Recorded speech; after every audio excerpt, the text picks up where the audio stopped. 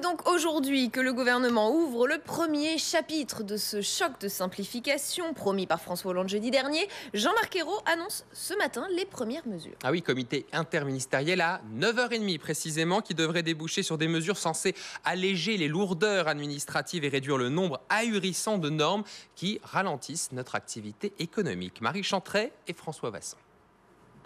Cela fait 30 ans que ce chef d'entreprise dit se battre avec la paperasse. Des dossiers pour les banques, des factures à éditer en 10 exemplaires pour les clients ou pour l'État. Une lourdeur administrative qui impacte la croissance de sa PME de ferronnerie. Il y a 10 ans, on avait un dossier qui faisait 3 cm d'épaisseur. Aujourd'hui, c'est 3 dossiers de 10 cm. Donc on remplit des papiers inutiles. Alléger le poids administratif qui pèse sur les entreprises et les collectivités, c'est ce que souhaite le gouvernement avec son choc de simplification. Le chantier est colossal. On compte aujourd'hui en France 400 000 normes, une complexité qui coûterait aux entreprises 60 milliards d'euros. Mais elles ne sont pas les seules à en faire les frais. Celle qui s'applique aux collectivités locales, c'est entre 2 et 3 milliards au cours des 2 ou 3 années qui viennent de s'écouler.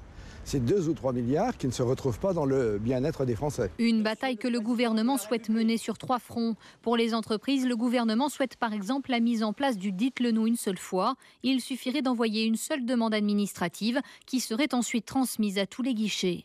Pour les collectivités, l'État souhaite le gel des nouvelles normes pour une stabilisation de la réglementation.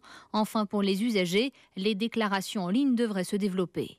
Depuis près de 40 ans, tous les présidents ont promis de s'attaquer à ce chantier et pourtant, dans les faits, rien n'a vraiment évolué. Pour résumer, rien n'est moins simple que la simplification. Le chef de